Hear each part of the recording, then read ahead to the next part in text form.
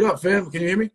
Yeah, I can hear you. Oh, good. Good. How you doing? You all right? Yeah, I'm doing well, man. I'm doing well. You know, just I was just kind of took a nap a little earlier. I'm at that nap age. I, I get it. I used to not take naps. It's a good point, man. I used to hate taking naps when I was younger. Hated it because I always thought I Yeah, was missing out. yeah, we But don't. it's different now. Yeah, yeah, it's Uh, definitely different. It's definitely different. We're about to jump into it. Everybody, this is episode 153 of the Carrying the Culture Show. It's your boy Jamal, like Jamal with a T. So fun one for us tonight. Every day is Hiero Day. I'm hyped for this one. We got like the mystery man to me, hieroglyphics. Uh, Super dope producer, the legendary Hiero crew, Domino, rocking with us tonight. Thank you for joining us, man. Really appreciate you. I'm jumping on. Anytime, man. Anytime. I'm a follower and fan of your work. I appreciate you, man. I do. I appreciate all you guys. You guys are all just like good, solid dudes, man. And I just, um, aside from the Steelers shit, which we'll talk about in a little bit, I'll let that slide. But anyway, but no, I appreciate you guys, man. Thanks for coming on. So everybody, if you got questions for Domino, please use the questions feature below. That way I can pull them up. But we're gonna jump right into it. So I deliberately didn't like prep super hard for this because I don't know shit about you. Like, and so it was like I like going in interviews, kind of like, who the hell is this dude? And it was funny because it sticks out from the you stick out from the that's when you lost video. Like you and all the cats that were being named by Pep. I'm like, oh, this cat must be special because he getting Right. named. You know what I'm Oh saying? yeah. So that's where it was where like what really sticks out for me. And I need when that track came out. But so what I want to do is go back because I'm a history dude. I like to understand where cats came from when they're particularly when they're not from New York or LA. Let's go back. No, you're from the Bay Area. Is it San Fran or Oakland? I'm from San Francisco. Okay. I was born and raised in San Francisco. I went to, for those from the city, no, Mission High School was my high school. And so, yeah, I'm like the only one in Hiero that isn't actually born and raised in Oakland. As you can see, So, I got my SF hip hop, you know what I'm saying? and I think I see you. I think I see Hoodie. Giants hat on at one point or another too. And Yeah, yeah, yeah. I always felt like if you see a lot of old pictures, I always wanted to rep San Francisco just because, like if we were out and about Hiero and people were like, "Where are you from?" I would just be like Oakland. If we were like in New York or whatever. But in general, I always wanted to have a little something, a little San Francisco on me repping just so because I'm proud of where I'm from, and also there's not a lot of people that hip. I feel like Frisco's a little underrepresented in hip hop, and so I try to do my part to rep the city. no, I agree. It's really underrated. And people just kind of just say Bay Area Yeah, typically. So I guess that encompasses everything. So to me, so I've been to Oakland. I've been to Hialeah a few times. I love Oakland because it feels like an East Coast city to me. So yeah. that's it feels like Jersey to me. Um, and but like, what's San Fran like? What's the vibe like as far as like the hip hop goes there? Because I haven't heard of. I think is Rasco from there. From Yeah, I, I don't. I think he might be from the South Bay, but I think he's definitely from there. I don't know if he's from Frisco. okay, I think he's from like South Bay, okay. which is like uh not Marin, but like San Mateo out that Oh, way, I believe. But someone may correct me if I'm wrong, but I believe he's not officially from San word Francisco. for Smiles, big up. He added on and said San Mateo, big up to him. Um, Okay, yeah. yeah, yeah, yeah, My yeah, yeah. guy Javier. Yeah, yep, yep. Big up.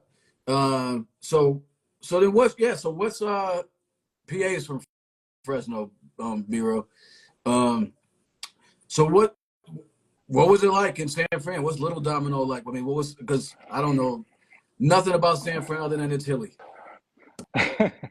Yeah, I mean, I was born and raised in the Mission District, and so it's, you know, let's put it like this: the San Francisco that I grew up in is a lot different than the San Francisco now. It was I grew up in it's obviously multicultural, like San Francisco still is but there was a lot of like I grew up in the Mission District, so it was predominantly Hispanic and African American in the areas that I grew up in. But there's Filipinos. It's just really a true melting pot, like you would expect from San Francisco. It was just like everyone. Like my high school, my elementary school was just like a melting pot. So there was probably least bit white than so it was mostly you know uh, Latinos, Filipinos, other Asian groups, and so that's kind of what I grew up in. And as far as like hip hop's concerned, like there wasn't really a huge scene. Like there was, I think the reason why there was more or less a hip hop scene in San Francisco was that majority of the things, the events, the artists that came through played in San Francisco. There were like music conventions, like the Gavin convention that took place in San Francisco. And so it was more an industry because I feel like people came there to promote. And so there was a lot of acts that rolled through. But other than that, like, um, I don't recall there being hell of a scene until like when I when I started doing music and did the Hiero thing, and then I you know caught up. Obviously there's a huge DJ culture, in San Francisco, in Daly City, and so like in Daly City is like literally like right south of San Francisco, and so like there's definitely a lot of people that were passionate or are passionate about hip hop, but it took a while for there to actually be an actual, an imprint of artists who actually were doing stuff, that got noticed. The San Quins of the world, the JT, the bigger figure. For those who really go back, the first artist from San Francisco that I ever remember was a guy called the Frisco Kid, and we're talking about like 80s. Okay. And so um, me personally, though, I was more, and I think a lot of the members of Hiero have a similar story. I was more into East Coast hip hop when I grew up, and so that was kind of the stuff that I grew up. I graduated high school in 1988. Right. So, which to me is like one of the greatest years of hip hop, and so like that's kind of the foundation of where I come from, to where it's like Public Enemy and Eric B. and Rakim and Big Daddy Kane, and I mean I always if I marvel at all the great records that came out in '88, but also the diverse styles of what was popular. You had the Fresh Prince, you had EPMD, you had Slick Rick, you had NWA. It was just like that's the hip hop that I came from, the where it was like we're not just going to do everything that everyone do. Everyone was coming from their market, and you could, if you were from LA, you sounded like that. If you're from New York, you sounded like that. If you're from and so the Bay or whatever. And so I think that's kind of the cloth that I come from. There was so much good shit that came out in '88, and I mean, I just pulled it up on the wiki just now just to see it. I mean, like, and that's often. I mean, that's like the year. I mean, Slick Rick, like you said, Super Lover C, Casanova Rut. I mean, there was like joints that would have been all-time joints if they Yeah, maybe came out another year or yeah, something like that. yeah, It was so much good stuff. yeah. Um, yeah. So okay. So were you rocking with like does Frisco rock with Oakland heavy? Or y'all like, or is it like total separate shit? Or like is it like all love? What's the relationship like between the two cities? I mean, I think that I don't, I think probably as I've experienced more in Oakland, I feel like a lot of people from Oakland feel like, Oakland's underrepresented and underappreciated, where San Francisco gets all the national kind of, things going on. But ultimately, I never have noticed any issues between people from San Francisco and people from Oakland. Like when I got down with Hiero, man, it was all love, like instantly. No one was tripping on. I mean, they used to give me my shit because they used to think that cats from San Francisco were ancient, so ancient, and so like or corny or whatever. But like they would rib me about that. But it was always been love for me, and I just always noticed that, particularly back in the day, that cats from the city didn't go to Oakland, and cats from Oakland didn't really go to the city. It was like you kind of just stayed in your little Right. pocket, you know. And maybe if you were from Oakland, you might go down to the clubs, but you didn't really go into the city like that. And definitely, like, I know cats that I grew up with. You'd be like, "Oh, we about to roll to Oakland." They'd be like, "Oh, Oakland, like, whoa, what you going way out there for?" Uh, Like cats who just didn't get off their block. yeah. you know. And Yeah. so, you know, Yeah. and so, but yeah, there's never been no real issue, nothing that I've ever experienced between people from Oakland and people from San Francisco. Yeah. So early music shit, man. I mean, like as far as I guess I'm saying pre Hyro because I want to get into that. Obviously, how you linked up with them for base. Want to see if your Wikipedia page is accurate or not. But um, like early stuff. Like what was the aha like moment for you? I guess if you will with the music because we come from a time where like a lot of us I don't know if you like a lot of us were graph writers, b-boys. We kind of just sorted it out at some point and fell into something or whatever. We kind of did a lot of everything. So, what was the moment for you as far as because your wiki says you were MC at first. Is that correct?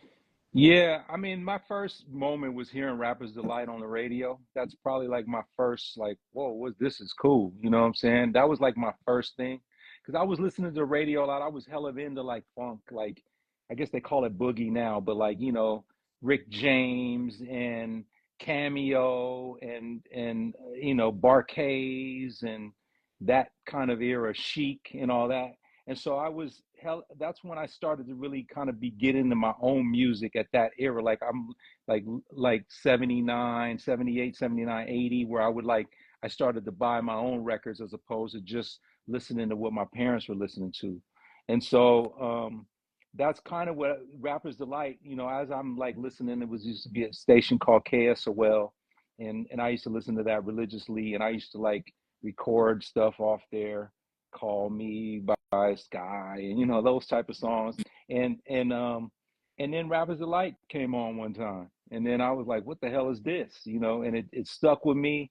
And so ever since then, like then I bought Freedom by Flash and the Furious Five and Birthday Party, and I just continued. And then I think the record that truly changed me was The Message. When Mm, I heard The Message, that really touched me, and then that's when I started to kind of like write my own raps, and they basically were like fake message records, like it was like I just was rapping like Melly Mel, yeah. you know what I'm saying, and rapping about hard times in the city, that I knew about, but it was basically like a copy, if I if I want to be honest, and then just went from there, and then I used to rap with a crew, um, a couple of dudes that I met in high school, and then just continued on and just was continuing to do this. I had a crew called Deaf Line Express was the name of our crew, and Okay. it was me and a guy named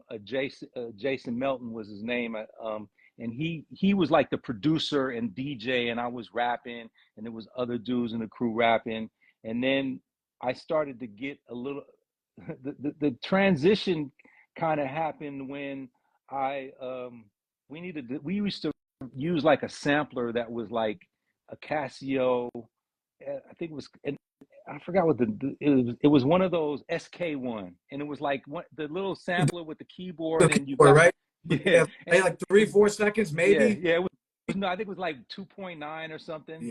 And then so like we used to rock off that, and then we knew we needed a sampler that was would longer. Now this is probably like 86, Yeah, 87. You that's know what what I'm it saying? was.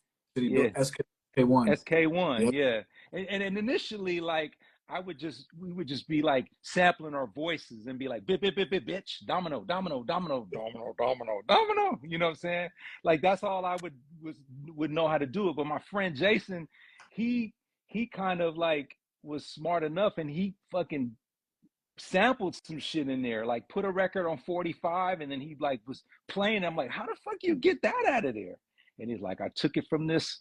He had like a little electro record, and it was like, because it was already fast. And so then it was like slowed it down. It was like, it just like was, oh, this is raw. And so then, we started to make better songs. And then, but we needed a sampler. So I had a job at the time. This is like, by this time, it's probably like late 88, because I had got out of high school and I had a job working construction, and I saved up money to buy like a real sampler, Mm. a Casio FZ 10M. It was a rack mount sampler that had 30 seconds of sampling time. And then 10 minutes. yeah, that's like, now, yeah, right. Back then, 30 seconds was like an Yeah, eon, you know what I'm yeah, saying? yeah. So yeah, man, we start. So what happened was, in the process of that, I started to get more into producing because I was, I was rapping, but I also had it, was saying, yo, rap, hook this, hook that. I would find a lot of the records, and so it made me kind of morph more into. I started to like producing more than rapping, and I started to not kind of be able to write as much. And so then I kind of transitioned into probably more of a kind of mostly producing and less rapping. And then when it happened next is I rented out this back room of there's a record store called Groove Merchant Records that still exists. It's actually in a different location with a different owner, but I rented their. I used to go to this store to buy rare records because it was one of the few records at the time that stores that had that's focused on funk and soul and the stuff that we were all trying to sample. And so I became friends with the owner, um, and, and then shout out Mike McFadden. And then he uh he goes, yo, we just had some guy who was renting out, like there was like a studio apartment in the back of this record store. And I guess the guy who was staying there before moved out, and he asked me if I had any interest. And I'm like, hell yeah. Like, I'm living with my mom still, you know what I'm saying? Like, I'm like thinking, man, imagine living in the back of a record store. You know what I'm saying? Like, that was like a dream come true. You know what I'm saying? My own place. You know what I'm saying? And so I got that, and then all my homeboys used to come through, and we used to do shit, and I used to go into the record store. And so, long story short, Dante Ross used to come into that store because obviously he wasn't the only producer, but other producers. Then his dad lived in San Francisco, and so he came in there. The owner told him about me, and then we met, and you know, we started talking about records, and we had like a lot of common records that we liked, and we kind of connected on that. And he was like, oh, dope, you know what I'm saying? And so he would come back periodically because, like I was saying, there was this convention, the Gavid convention, which was a industry convention that he would come out to every time they would have it. Plus he'd come out to see his dad. So we started connecting more, and then I started playing him stuff. And then he was like, yo, man, he basically was like, yo, I don't know about your rapping, but your beats are dope. You know what I'm saying? He kind of like pushed me. I was already kind of like faded out the door kind of on rapping because I wasn't into it as much. But when he said that, and he was like, but your beats, he goes, yo, I got a whole I just signed this Ice Cube's cousin, Del the Funky Homo Sapien. He lives in Oakland. You should hook up with him. He has a whole crew of dudes. And so I was like, yeah, sure. Like it was just an opportunity for me. I'm just a kid in San Francisco with no industry ties. And so one thing he told them about me, somehow Dell and A Plus took Bart from Oakland to my house in San Francisco. I picked them up, came to my house.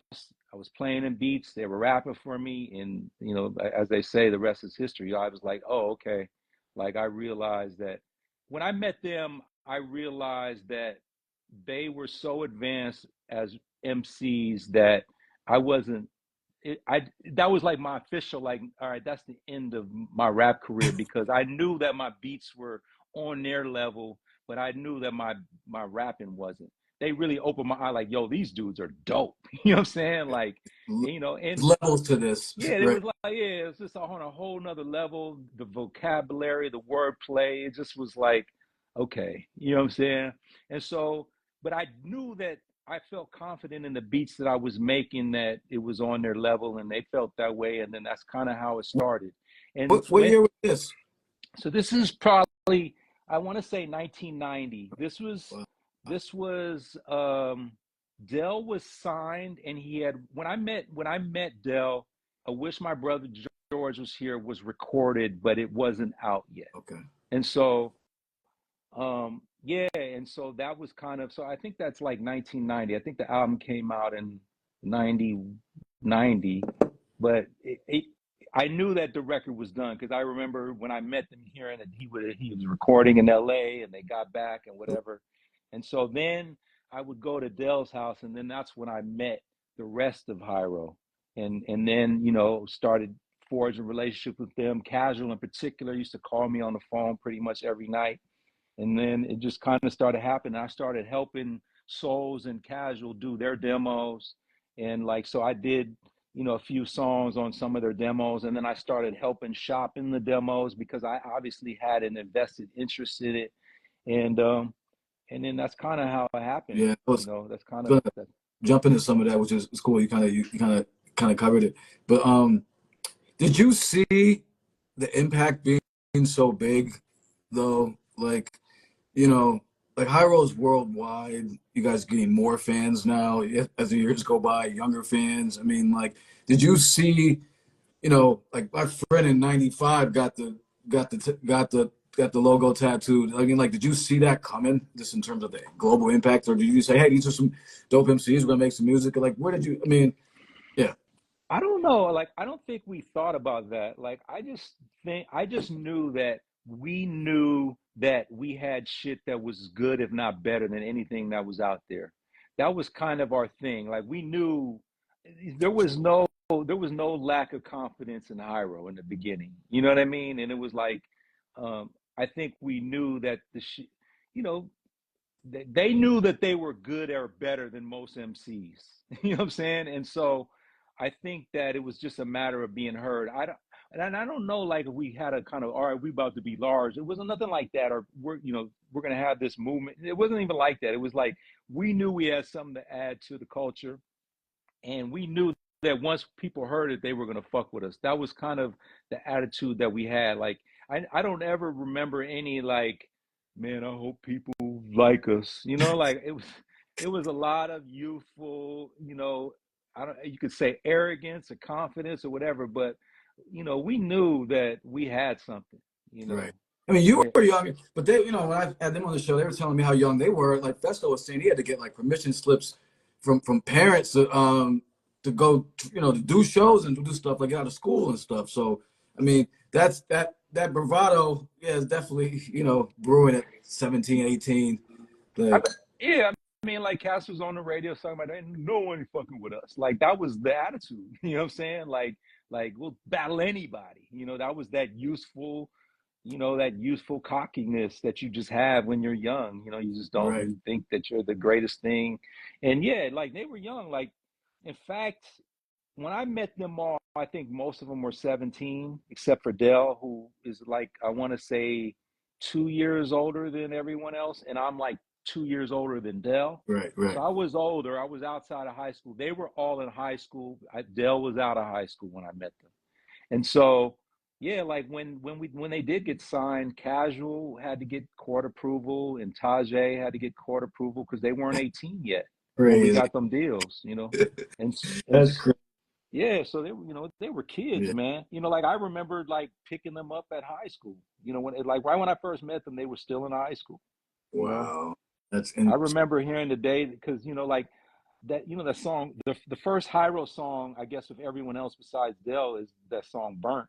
You know, and I remember, like, I was supposed to produce that. It wasn't Burnt. What it was Dell was needed to do a B-side for um, Mr. Dabalina, and the plan was to do a Hyro song, and it was discussed that I was going to produce it. But somehow they went in the studio like one night, and it got done, and Casual did it, and then they went to school. Like, they were in the. I remember hearing the story. They were like in the studio all night, and then went to school the next morning. You know what I'm saying, type of thing. crazy. And so, yeah, that's just kind of how it was. And so, um, Is there a Domino sound? I mean, like, I feel like you're slept on as a producer, and maybe I don't know, but like, is there like like you can see it? I always try to pinpoint, like, man, what's the sound like? So what is there a classic sound for you, or like a staple sound you know, or is it just whatever comes out, or you flip it? I mean, like every producer seems like they have their own rhythm how they rock. I mean, I'm sure there is, like, in my mind, like, I just, whatever comes to me or whatever I hear, or like obviously I'm in most of my production is sample based, and so like a lot of it is just I try not to have a style, but of course there is, and someone pointed out to me recently, and I was like, damn, you might be right. Was like, you're all your beats have really good bass lines. You were playing "This Is How We Do" earlier, and I don't know if it was Breakbeat Lou or somebody was saying this to me, and I started like peeping a lot of my production, especially the early production. I'm like, God, most of these beats are really like baseline based, you know what I'm saying? And so like I guess like that's the only thing that that someone pointed out that I kind of noticed was that maybe like there's this focus around a strong bass line, but I I don't really that go ahead, I'm sorry. no, I can see that. Yeah, I can see that. I Yeah. mean, like I have a playlist of my production on my Spotify. You go to my page. I'm gonna promote it because I hooked up my friend with like was say yo. He was like, I'm on a long ride. Give me some playlists, and I'm go. Well, follow me on Spotify. I got like 200 playlists, and he hit me later and was like, yo, like you need to let the world know about all this shit. And so like anyway, check it out. But I do have one it's called a playlist. It's called My Production Yep. Released, and so it's like most of the shit that I produced that has been out. It's obviously nothing on Spotify that isn't out. So you know what I mean. And so check that out and enjoy that. But yeah, like I don't know. Like I feel like I just do what I feel. Like I don't really try to have a jazzy sound or any type of sound. It's just a matter of what moves me, and I just go, and it takes me that direction. And I think I leave it for other people to kind of like tell me what's my style because I really don't know. I mean, I know that some people have said I really try to have like strong drums, like Thank you. and so like like that's something that I've always kind of focused on, but you know like I don't really know. Like I try not to think of, oh, this is my style because I think that pigeonholes you if you can as you continue.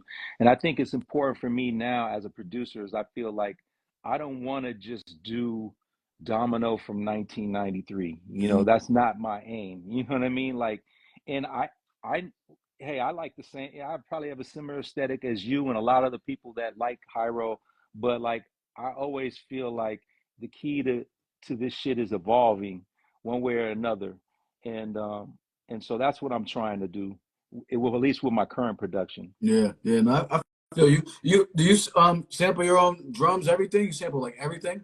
Like No, not everything. A lot of stuff. I'm doing more like to where like I'm adding live instrumentation to a lot of stuff now, hmm but like it's more like I try to keep the sample aesthetic, but it's a little bit of I I I think what happened was I started to feel pigeonholed as a producer with just like, okay, I'd get a dope loop and then I would be like, okay, this is dope and it could ride forever, but like I want to change it. I want to do different things. I wanted to move different places. And so I felt like, like maybe this is a dope loop, but I want the horn to not be in the whole song. And so right. that kind of got me into more doing more live stuff. But but it's important to me to keep the sample sound aesthetic. And so if it sounds like some played shit, I usually don't fuck with it like that. It has to kind of still have that feel that is meaningful to me. I just feel like a lot of live, if you have some good players who who basically understand hip hop, then you can still recreate a lot of that same feel, but don't lose the aesthetic that you're trying by having samples. And I Right. just think it just gives me a little bit more of a a, a larger palette to be creative and change things and basically do songs within songs and so like because I'm not really like a music I mean I'm a musician of course, but I'm not like I can't like play the keys or play guitar or play bass. I could tell people what I want, what I'm saying, but I don't have those abilities. And so I'm more of a producer in a producer sense where I get people in a room and I'll be like, this is what I want. No, not that. Yeah, that.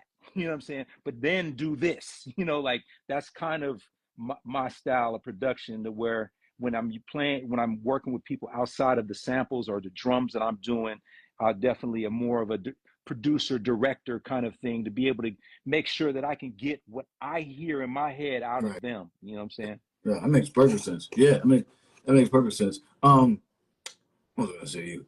Oh, yeah, what was the energy like?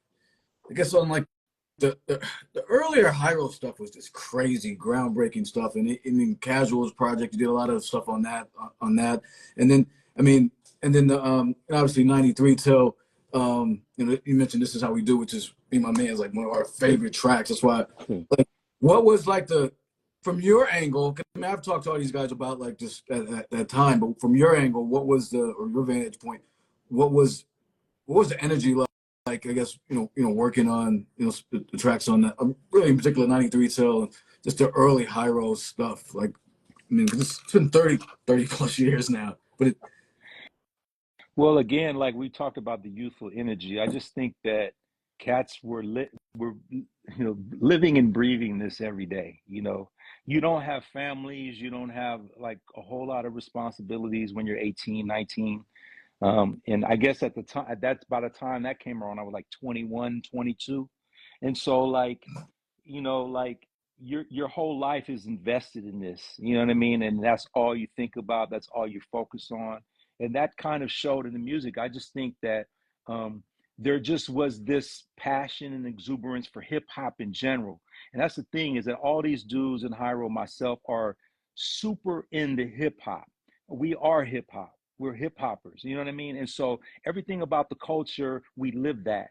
And so like, you know what I mean? Like, and so that went into everything that we made, is that because we all were students of KRS-One and Big Daddy Kane and Melly Mel and Rakim and me. I was a student of the Bomb Squad and Dr. Dre and Full Force and all these dudes who, that huh?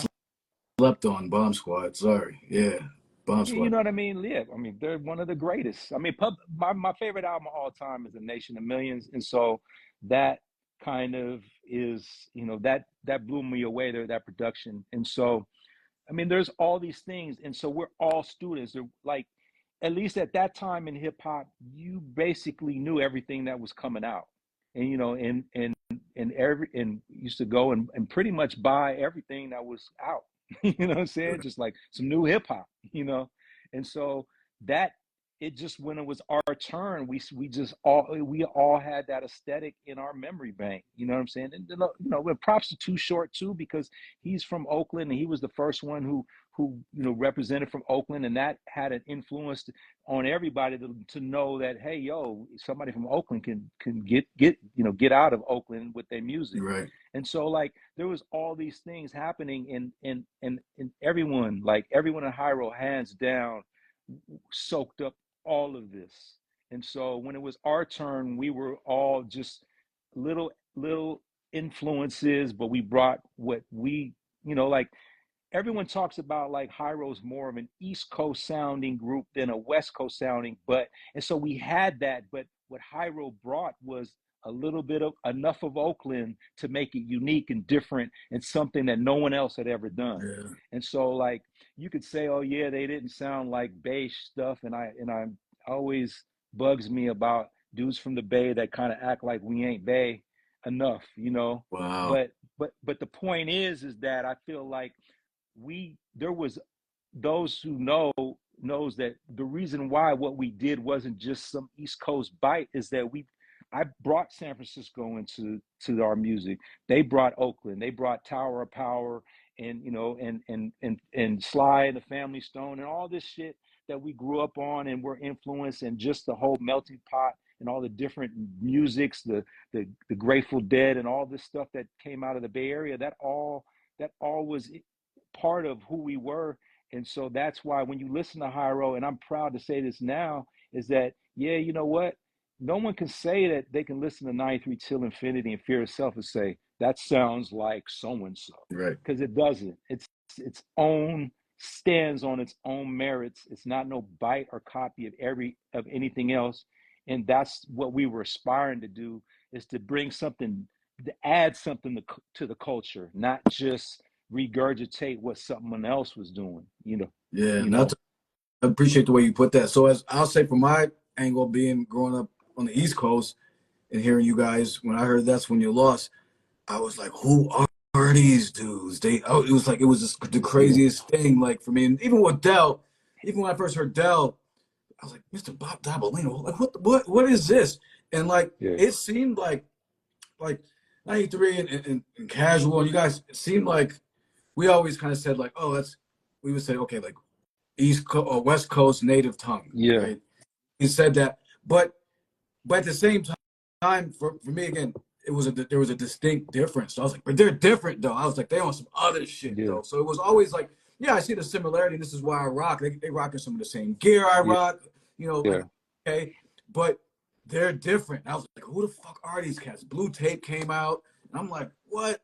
So so I'm just saying from my angle, I never looked at it like that. It was just like, yo, this sound is crazy. Like, what is this? And everybody in the crew, man, I always, the whole crew is like, so, and then all the sounds that were coming out of it, I was like, man, what is this? So that's kind of how we saw it out there. You know what I mean? Um, yo, like, I've read, I mean, again, I checked the wiki a little bit, but you're, you do a lot of stuff with like commercials, TV, video games. Is that also how you get down to shit? Yeah, I mean, through the years, I mean, I don't, it's not like consistent enough to be like, yo, I do, like, yeah, I've had a lot of music and stuff throughout my years, used in video games and commercials and whatnot, songs on like shows on HBO and MTV, whatever. But yeah, I mean, it's always, I think now, now every artist is trying to get shit licensed in different places. And so, I'd be remiss to act like that's coming through the door every week, Yeah. but it I mean, definitely, bread, that's just residual bread, right? When those types of things, right? I mean, for the most part. yeah, for some, like, Yeah. yeah, I mean, but mostly you get a big check and then No. you're happy about that, Yeah. Yeah. but like we used to have, I remember like a lot of those shows of the reality shows on like MTV used to use our music, and yeah, like that was in our BMI ASCAPs checks for years. Dope. It was all really nice. But yeah, like, like I'll say this though, like I feel like for a long time, like I kind of was in a low production, like I don't feel like I was as active in the last decade or something because I wasn't, there was, I wasn't motivated, and I was raising, I got twins, a twin daughter and son. And so like I was spending a lot of time doing that. And I don't know, I think I lost my mojo production wise. I wasn't happy with anything I was doing. And so, I think that, you know, I think that and those who don't know, like I do a lot of management within Hiero. And so I manage Del the Funky Homo Sapien. I managed Casual and Souls and Hiero, the label, for years. Right. That was kind of like my more 9 to 5 kind of thing. And so that ended up taking over most of my focus, and I had less time to produce. And as I said, I wasn't just inspired, I guess. And then, I think that in the last year and a half, 2 years, like I feel like I've gotten back to my thing, and I'm making a lot of beats. The most, like I was, I probably made more in the last year and a half than I did in the previous decade. And so me and Dell are doing a record, and I got just Dell with all my production, that we got 16 songs done. And so um you know I'm in a good place as far as creatively, and I'm doing a lot. I'm like, trying to get this new Hyro album motivated, you know what I'm saying? But I'm in a good creative space. I'm working with some of, my homeboys that I mentioned earlier, that I grew up with. They're called City Built. So we're like doing shit together, all dudes from the city, from San Francisco. And Oh, so dope. there's a lot of things that I'm kind of like I'm in a good place creatively, and so um yeah, I'm in a good space. I feel there's a lot of good music to come. Dope. Dope. So yeah, I mean, I like how you just flowing through my questions for me. So as far as All right. like, so well, I was curious about the managing aspect. I mean, like, because I was going to ask you who exactly you manage, and it seemed like I was going to ask you what percentage of your role is that. So it seemed like that kind of took over, Well, if you will. no, we can go into it. I mean, No, but I mean yeah, I mean, like, that seemed like that became like the meat and potatoes of like what you were doing, right? Like, yeah, do you have yeah. what's the biggest thing that you the industry is funky, man? Like, what have you? What's the biggest thing, or that you a big nugget that you've learned from like having to manage and deal with Hiero Emporium and all that stuff, and like just that side of the game? What was your question? What is the biggest Just like thing? my question is just like what's the biggest thing you've seen like business wise, or that you can share business wise from like having this from that side of it, like just managing guys, Hiero Emporium, like just because I was saying the industry is kind of it's a weird business, Well, and that's what you were doing. That's what you've been doing for bulk of this. I mean, the thing that I would say is that managing and producing are total completely different skill sets, and I think that I think the good thing, well, the good thing about management for me is that it allowed me to, it's something that I could do that really isn't tied to whether or not you're hot or not, or whether or not people want to hear your music. So it allowed me to kind of like continue and have a career in music, whether or not I was making it or producing it or whatever. And so that was kind of a good thing to have like in my pocket, kind of as an extra talent that is I could use outside of Hiero, Right, right. and then but the thing is though is that the industry is a trip, man. I think a couple of things that I'll say is that we went through, you know we went through being signed and then getting dropped and then going into indie, and like that was, and I was in charge, and I was managing all the groups, and I was the one who basically was running our indie label, and so it allowed me to get the full kind of idea of, hold on a second, 1 second, my son just came in here, so Uh, you, and, you, and so and so it allowed me to get the full experience of like um the pros and cons of everything, to kind of be able to go to get the experience, which was with the majors, which was great because it kind of allowed us to be out there getting promoted, and then when we got dropped we still had life because there was people still like, what's up with them, and so then we transitioned into the major label thing, I mean the indie label thing, and then that allowed us to basically own our own thing, and one of the main thing I realized through that process was, that initial experience on labels, it we we had some props and we got a lot of love and exposure, but when souls got dropped, probably I want to say 2 years after, probably not even a full 2 years, they probably were signed for 2 years from Jive, right? On to Jive, right? Jive Yeah, yeah. Records, right? I think we signed in '92 and were dropped by maybe early '95, so maybe 3 years. And so, like in the end, I was like, damn, what do we got to show for it? Like we ain't got shit to show for Word. it. You know what I'm saying? But props. You know what I'm saying?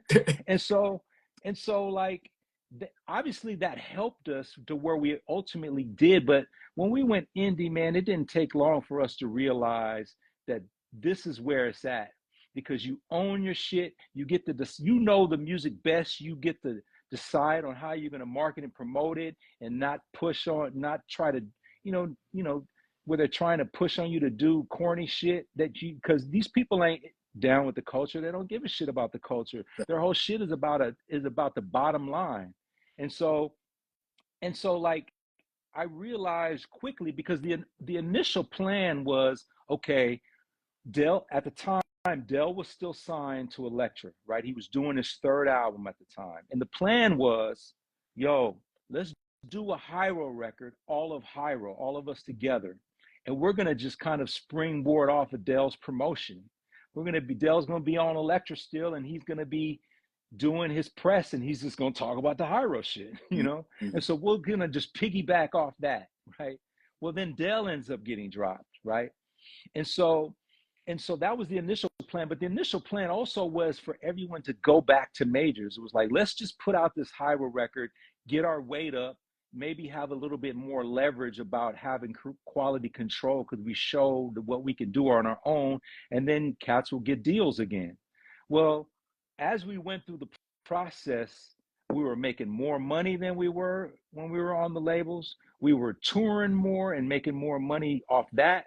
And we realized real quick that, nah, this is where we need to be. You know what I'm saying? We had direct, because the internet was early on at that time, we had direct contact with our fan base through Hiero Hoopla, the old chat group, through, you know, the website that we you know, our guy Stinky, who was initially out of Philly, who was from Philly, who was a fan site, and we made that official. And so we had all these things that we were able to connect directly with our fan base and sell merch and sell, you know, old release tapes on the internet. And we realized that this more was, that control was worth it.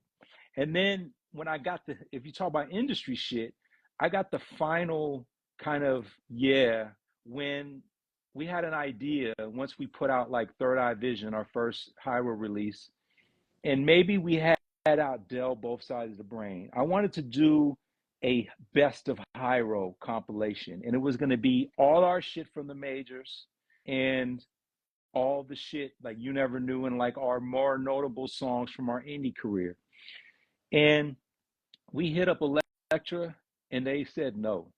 And I thought, how are we in this situation that an artist can't get the rights to use his own fucking music, right? Elektra told us they wouldn't let us, you wouldn't license us, Mr. Dabalina and all, you know what I mean? And it was like, like that just was that was like kind of the final straw where I was like, it's all about control. It's all about ownership. Because these motherfuckers can tell us no, tell Dell no to use his own music. You know what I'm Crazy. saying? And of course, 6 months later, they came out with the best of Del the Funky Uh, Homo Sapien. You know Chill. what I'm Come on. saying? Yeah. What? And so, yeah. And so, like, that at that point, I was like, yeah, it's all about like ownership, man. And like, I don't think we would all change a thing, and of course there's the people that just follow the mainstream outlets and they're like, whatever happened to y'all? You know what I'm saying? And I'd be like, man, we've been doing a lot. You know what I'm saying? We've been doing all kinds of shit. And it's just because people like think, well, what happened to y'all after 93 till infinity? And it's like, yo, we've had 2 or 3 runs since then, Come on. but you just don't know. That's crazy. So officially independent since what, like 95, 96, 96, Not I think 97 was our first release, 97. which was the first 12-inch that we put out, the Who to Third Eye Vision. So I think That's crazy, man. 90, 97 is probably the official indie. Like, yeah, that's probably like, because I think Soul got dropped in 95, and then 96 Dell was still on Elektra, and then when he got dropped, we probably is he probably got dropped, I think, in 96, and then we ended up starting the record, and then we were doing it in 96 and 97, I think, and then in 98 is when Third Eye Vision actually came out. Dope. Pioneers on this as far as this goes, and you guys don't get enough credit for that as far as like just really yeah, setting the tone for the indie shit, man, and been holding it down for a long time, and you learned a lesson quickly. So good, big up to y'all. Before it's crazy. I was flown by. Got another show coming up after this, but I gotta ask. All right, I live in Pittsburgh, so you came here. We went to Primanti's. How did you become a Steelers fan, man? I I, I came to Steelers. This is the reason. My parents weren't into sports, so it starts there, They right? were not. And so basically, they were not into sports. So Okay. generally, when you're a kid, you're basically gonna follow your dad's team or your parents' team, your uncle's team. And I'm a child of the 70s and NFL films. And the Steelers, the first shit that I was watching was these Lynn Swann catches in the Super Bowl, 1976 Super Bowl, and Jack Lambert with no teeth, and Mel Blount with the ball head, and Franco Harris and immaculate reception. And I was just like, yo, like I just was taken. And the first Super Bowl I ever watched was against the Cowboys and the Steelers and the Cowboys. And I just gravitated to the team. And then I just never changed because at the time the Niners sucked, right? They were weak. And then when the 80s rolled around, the Niners were good and the Steelers were weak, at least the early part of the Right. 80s. Right. And then but I just stuck with the Steelers. Like I maybe it was because all my other friends were Niner fans, and I liked being like, yo, I like the Steelers. You know, I liked having my own shit. But through 40 years, I never changed. I I, never, you know what I mean? I just always I liked what the Steelers represented. You know, the blue collar, hard, hard hitting, smash, like that. You know, the Greg Lloyd who was like, I wasn't hired for my disposition. You know what I'm saying? Like the intimidating Jack Lennon. Like that's the kind of I was attracted to that. And the Steelers kind of haven't changed their MO in 40 years for the most part. I mean, obviously football's way different. You can't hit nobody no more. But you know what I'm saying? In general, that's kind of that aesthetic is the same. And so I just been loyal since then, that, man. That's I kind mean, of the story. I was curious. I mean, the Steeler fans are everywhere. I mean, there's so many. I mean, it's crazy. I mean, I'm surrounded by them. I mean, I'm not a Steeler fan at all. I'm Yeah, here. yeah, And yeah. I've been to a We've couple. always talked. That's why. Yeah, You we always talked talking your about it before. I've Yeah, been to a couple of games. It's a pretty wild scene. I mean, here, like there's no, I can't think of a sports town, these football town like it's like this place though. It's pretty impressive. I was about to get something notarized when I was buying a house, and she was like, it was supposed to be on a Monday, and she was like, well, if the Steelers lose, I won't be in, so we have to reschedule. yeah. And I was like, No, and she was like, nah, it like. seems it seems to me, and like for a lot of years, I always was wanted to go to Pittsburgh, and I didn't get there till like maybe the mid to late 2000s, Okay. and and like I always picture like the fan base like almost like the college, you know how college towns are about their teams, whereas like it's just it encompasses the whole town, and that's kind of how Pittsburgh is. And the thing that's interesting is I always wanted to come there, but I always had this perception of Pittsburgh, and when I went there, I was like, yo, this city's way more interesting and progressive than I expected. You know what I'm saying? Like I figured it would just be like just some cold-hearted Midwest town. And I'm like, yo, like I went to all these Right. museums and all these incredible record stores, and that just wasn't what I expected just from my perception. I just figured it was just like this, coal miner town, steel Yeah. town, and So I live here, and that's definitely there. yeah, It's an interesting place. That's a whole show in yeah, itself. yeah, Interesting right. place. It's We like won't bore people people. are nice, and Yeah, they're not nice. They're weird. It's yeah, weird, but so that's definitely there. But it's a foodie place. I mean, right. it's got some cool shit, cool architecture and stuff. And the Three Rivers being here adds a different element. I'm always on the water and stuff like that. So it's got its advantages. It's got its drawbacks like any place. Yo, real quick before we go, because I don't want Instagram be cutting me off. So you said there's I mean, I want to just go in, getting into what's coming up. You said the Dell project. I mean, Yeah, what else? I mean, you guys are back. You guys been touring. Everybody's been touring. You've been out on the road. Like you're at home now for yeah, a little bit, right? yeah. Yeah, like I just got to put the finishing touches. I'm trying to give Dell to give me a couple more songs. We have 16, but there's some that better than others. And I'm trying to but like I'm doing that.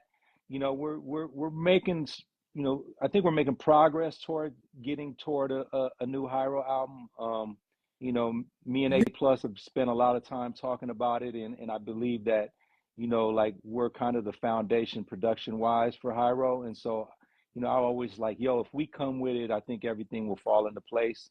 And like I said, I'm in a really good place, and so that's I'm like my plan also is to do records with everyone in Hiero individually. So like I'm starting with the Dell one.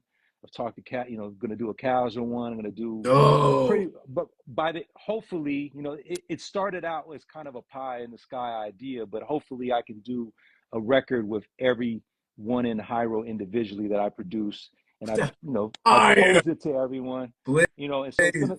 So the Dell one is the one that's starting it. I'm trying to start the second one, and so, and also like I said earlier, I'm working with this crew, City Built, my old Deafline crew, who I came up in the game with. We're doing some stuff, and so I'm just trying. Like I said, man, another thing is another dude I'm working with, Richie Cunning, is a San Francisco native. He's a really dope MC out of San Francisco. He has some stuff out already Oh, to check out. He's really nice, and we got a bunch of songs. I mean, we've been working forever, but like we actually kind of got something that's maybe coming closer to to fruition. But like fire. I'm in you're probably going to get more production out of me in the next year than you had in a while. So All right, we've been holding it down on the other end for the crew, so we appreciate that. You know what I'm saying too. So, um, yeah, we're gonna get on out of here because Instagram's about to cut this shit. That's what they do. But yo, there's more I got, so we're gonna have to do it again because it yeah, was questions I fucking didn't get to. But yeah, let's do it again, man. Have a part two. We'll see the response, and see if I'm worth bringing it's back. worth it. You're more than worth it, man. I thank you for your time. Thank you for building and sharing some nuggets with us, man. And we'll get this up on the YouTube and like all our prior episodes on our YouTube channel. We'll get this up and tag in the clip and everything. So thanks again, man. I appreciate you. All right, Man, thank you.